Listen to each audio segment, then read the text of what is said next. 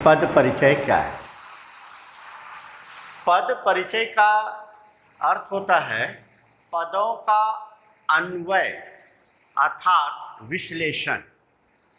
पद किसे कहते हैं यह तो आप जब शब्द पढ़ रहे थे तो उस वक्त आपको जानकारी हो गई होगी कि जब शब्द किसी वाक्य में प्रयुक्त होता है तो वह पद कहलाता है। तो उसका परिचय देना तो कैसे, तो मैंने इसको पॉइंट वाइज मैंने लेखन कर दिया है और इसे समझने के दृष्टिकोण से आपको बहुत ही आसान होगा। तो एक विषय तो हम लोग समझ गए कि पदों का अन्वय या विश्लेषण करना ही पद परिचय कहलाता है। पद परिचय को अब पदान्वय, पद निर्देश, पद निर्णय, पद विन्यास, पदच्छेद भी कहा जाता है। आपको जब परीक्षा में आ सकते हैं तो पद परिचय के न देकर पदान्वय कर दिया, पद निर्देश दे दिया गया, पद निर्णय कर दिया गया, पद विन्यास या पदच्छेद कर दिया गया तो आपको घबराने की तनिक भी बात नहीं है। सबों का लिंक जुटा हुआ है पद परिचय से। आपको रेडी हो जाना है कि पद परिचय देना है। ये दो बातों को जानने के बाद अब तीसरी बातों पर हम लोग ध्यान देंगे। वाक्य के प्रत्येक पद को अलग अलग कर उसका स्वरूप और दूसरे पद से संबंध बतलाना ही पद परिचय कहलाता है। इस विषय को समझ लें। पद परिचय से छात्र छात्राओं के समस्त व्याकरणिक ज्ञान की परीक्षा हो जाती है। ये क्यों होती है? अब पूरे व्याकरण की जानकारी इससे प्राप्त हो जाती है। वो कैसे? वह इस तरह से कि इसमें जो आपको परिचय देना है तो उसमें आपको क्या क्या किन किन बातों पर ध्यान देना है। ये आपको पद परिचय के आवश्यक संकेत में मैंने लिख दिया है। पद परिचय की तैयारी आप कैसे करेंगे?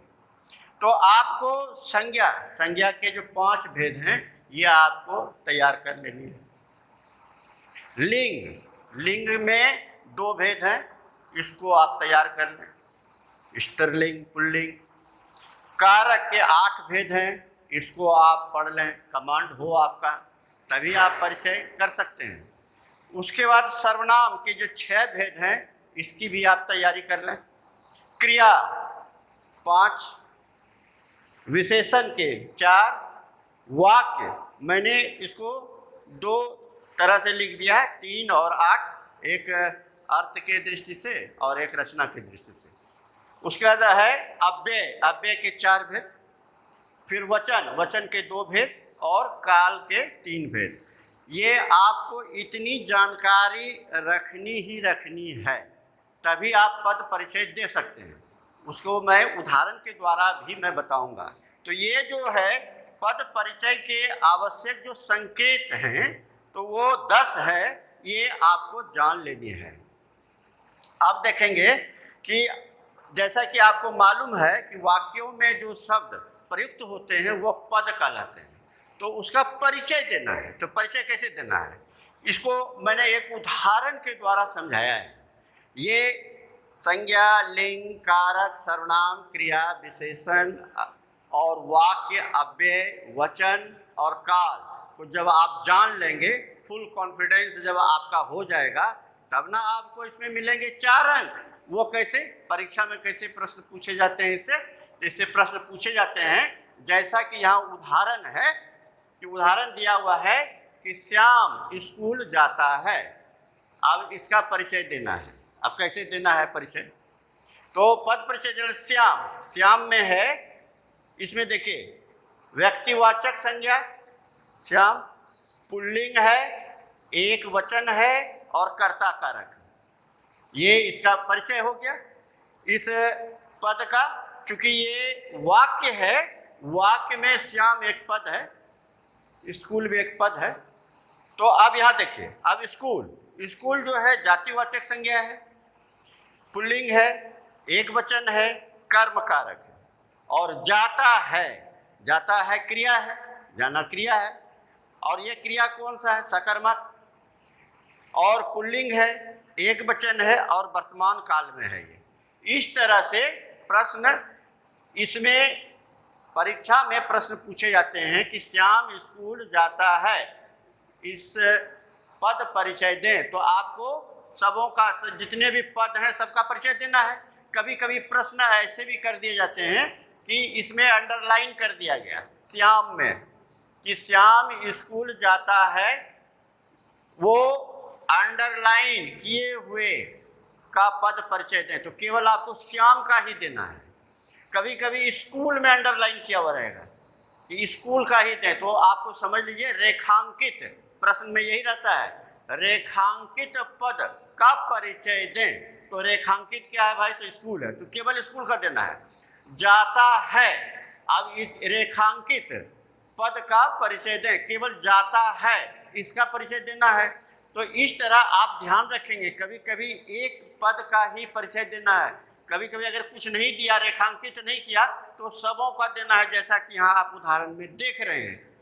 इस तरह पद परिचय जो है तो बहुत ही छोटा, लेकिन यह है बहुत ही गंभीर।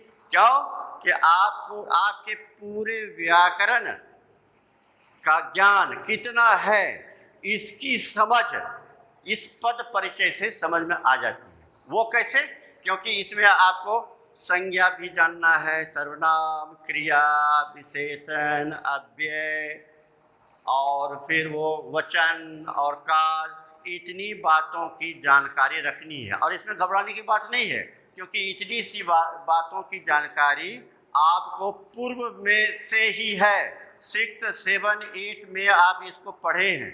और आपका यह जो पद परिचय है 4 अंक का, ये 10वीं वर्ग के लिए तो आना ही आना है, अनिवार्य है। सीबीएसई बोर्ड परीक्षा में भी इससे प्रश्न आते हैं और वो अनिवार्य है।